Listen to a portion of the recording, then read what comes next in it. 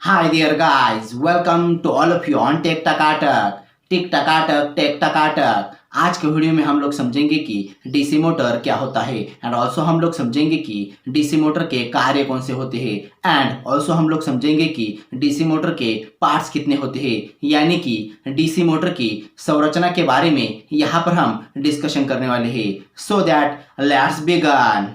Actually आजकल के औद्योगिक युग का सबसे महत्वपूर्ण अंग मोटर होता है, चाहे वो साधारण सी ड्रिल मशीन हो या फिर एक जटिल रोबोटिक मशीन। हर जगह पर मोटर का यूज किया जाता है। एंड एक्चुअली इलेक्ट्रिक मोटर दो प्रकार की होती है, एक होती है एसी मोटर यानी कि अल्टरनेटिंग करंट मोटर और दूसरी होती है डीसी मोटर यानी कि direct current motor.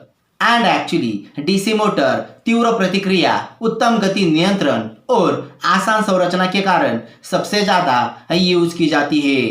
So now सबसे पहले यहाँ पर हम डीसी मोटर की संरचना के बारे में जानकारी लेते हैं।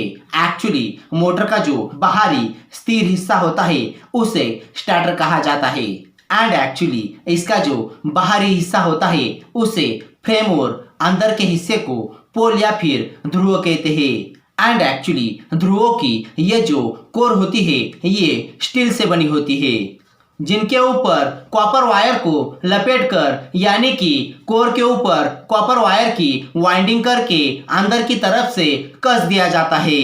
एंड एक्चुअली इस वाइंडिंग में से डीसी करंट को फ्लो करने से यानी कि बहाने से यह स्थिर चुंबकीय क्षेत्र बनाते हैं। एंड एक्चुअली बड़े आकार के ध्रुवों का जोड़ा मुख्य ध्रुव होता है एंड छोटे आकार के जोड़े को इंटरपोल कहा जाता है। एंड एक्चुअली मुख्य पोल और इंटरपोल की वाइंडिंग में से सप्लाई दी जा सके और इन्हें भविष्य में चेक कर सके, इसलिए इनके सिरों को कनेक्टर की मदद से बाहर निकाल लिया जाता है।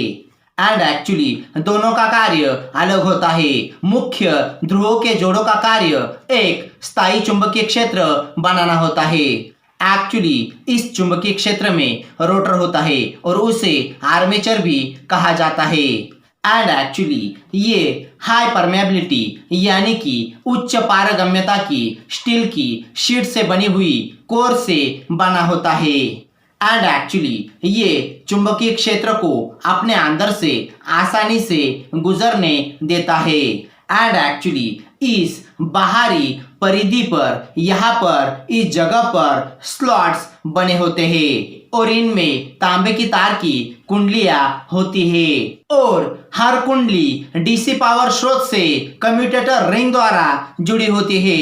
एंड एक्चुअली आर्मेचर की यह पूरी प्रणाली एक उच्च गुणवत्ता वाले स्टील यानी कि इस्पात से बने शाफ्ट द्वारा संभाली जाती है और कुंडलियों में उत्पन्न हुआ टॉर्क यानी कि बल घूर्ण शाफ्ट के द्वारा ही बाहर लो तक पहुंचता है, क्योंकि शाफ्ट के दोनों किनारों पर लीस्ट फ्रिक्शन वाली यानी कि न्यूनतम घर्षण वाली बेयरिंग्स लगी होती है। एंड एक्चुअली इन कुंडलियों पर टॉर्क यानी कि बल घूर्ण इसलिए उत्पन्न होता है क्योंकि इनमें बाहरी डीसी सप्लाई विद्युतीय धारा प्रवाहित की जाती है जो कि इन कार्बन ब्रश से गुजरकर फिर कम्यूटेटर सेगमेंट से होते हुए कुंडलियों में पहुंचती है।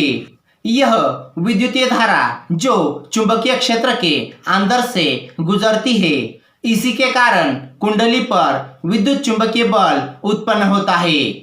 जैसे कि यहाँ पर ये जो कुंडली है ये जब घूमती है, इनके दोनों भाग विपरीत पोलैरिटी वाले ब्रश के संपर्क में आते हैं, जिससे कुंडली का सिरा जब बाहिने तरफ आता है तब एक दिशा में धारा का प्रवाह करता है और वही सिरा जब दाहिने तरफ आता है तब वो विपरीत दिशा में धारा को प्रवाहित करता है, जिससे बाहिने तरफ के चालक पर हमेशा ऊपर की तरफ बल लगता है और दाहिने तरफ के चालक पर हमेशा नीचे की तरफ बल लगता है, जिससे कुंडली पर लगने वाला टॉर्क हमेशा एक दिशा में लगता है और कुंडली घूमना जारी रखती है। एंड एक्चुअली कुंडली पर लगने वाला ये जो टॉर्क होता है, यह टॉर्क यहाँ से यहाँ तक अधिकतम मान का होता है, फिर भी इसका मान पर्याप्त नहीं होता। एंड एक्चुअली अधिकतम मान के बल को हमेशा उपस्थित रखने के लिए वास्तविक रोटर में ऐसी काफी सारी कुंडलियां लगाई जाती है जिनके अपने कम्यूटेटर सेगमेंट्स के जोड़े होते हैं।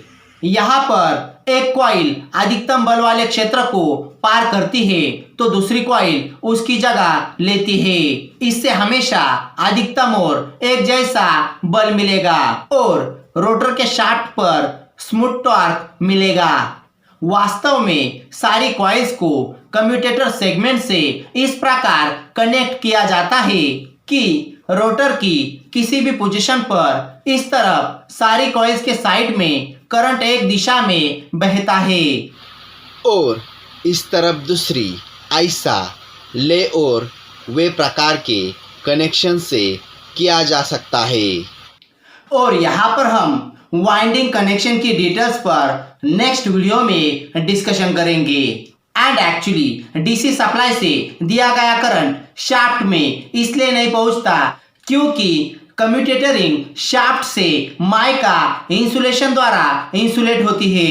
एंड एक्चुअली छोटी डीसी मोटर में तो चुंबकीय क्षेत्र परमानेंट मैग्नेट द्वारा ही बनाया जा सकता है, बट जो मोटर होती है उसमें परमानेंट मैग्नेट का यूज नहीं किया जा सकता क्योंकि इनका चुंबकत्व समय के साथ साथ कमजोर होता जाता है। एंड एक्चुअली परमानेंट मैग्नेट कंपन के कारण या फिर गर्म होने के कारण अपना चुंबकत्व हमेशा के लिए खो सकता है और इनसे उच्च घनत्व का चुंबकीय क्षेत्र नहीं बनाया जा सकता।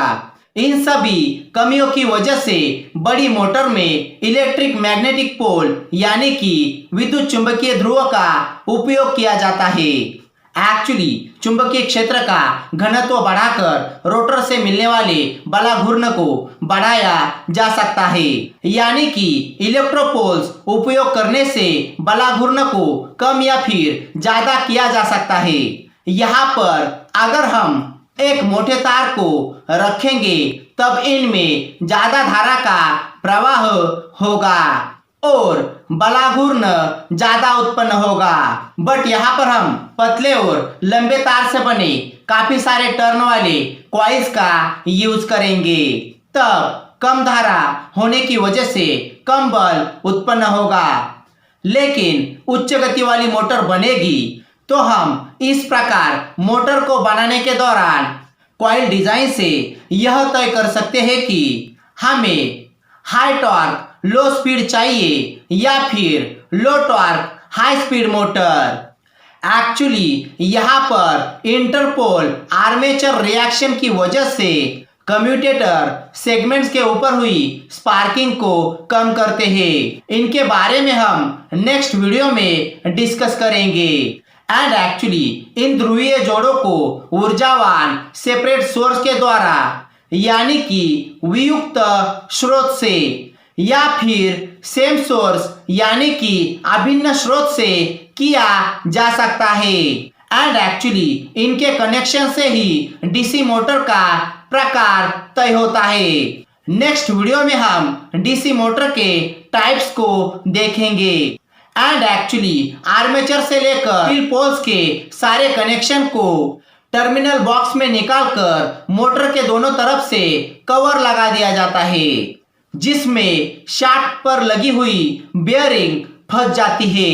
और यहाँ पर अगर आप अल्टरनेटर क्या होता है एंड अल्टरनेटर के सभी पार्ट्स के बारे में जानना चाहते हो देन यहाँ पर आप end of the video and screen पर क्लिक करके हमारा वीडियो देख सकते हो। और यहाँ पर अगर आप ट्रांसफार्मर क्या होता है एंड ट्रांसफार्मर के सभी पार्ट्स के बारे में जानना चाहते हो देन यहाँ पर आप end of the video and screen पर क्लिक करके हमारा वीडियो देख सकते हो। और यहाँ पर अगर आप बिजली कैसे बनती है और बिजली कितने प्रकार से बनती है और बिजली हमारे घरों तक कैसे आती है इसके बारे में जानना चाहते हो देन यहाँ पर ऊपर आई बटन के लिंक पर क्लिक करके हमारा वीडियो देख सकते हो। सो दैट यह थी पूरी जानकारी डीसी मोटर के बारे में वीडियो कैसा लगा आप हमें कमेंट करके बता सकते हो। एंड इसके बारे में और भी जानकारी चाहिए होगी देन इसका लिंक मैंने डिस्क्रिप्शन बॉक्स में दिया हुआ है। और अगर आप चाहे देन हमें अदर सोशल मीडिया प्लेटफॉर्म पे भी फॉलो कर सकते हो। एंड अगर आप इस तरह के और भी informative electrical and technical videos को देखना चाहते हो देन यहाँ पर आप ऊपर आई बटन के लिंक पर क्लिक करके हमारे all informative electrical and technical videos को यूट्यूब पर देख सकते हो। सो दैट इस वीडियो को आप ज़्यादा से ज़्यादा शेयर करें ताकि इससे और भी लोगों का फायदा हो सके। एंड लाइक एंड सब्सक्राइब करना ना भूलें क्योंकि इससे हमें मोटिवेशन मिलता है। And most important hit that bell icon ताकि इससे हमारी आगे आने वाली वीडियोस की नोटिफिकेशंस आपको सबसे पहले मिल सके। So that thanks for joining me, stay tuned with me on tech Takatak. Bye bye.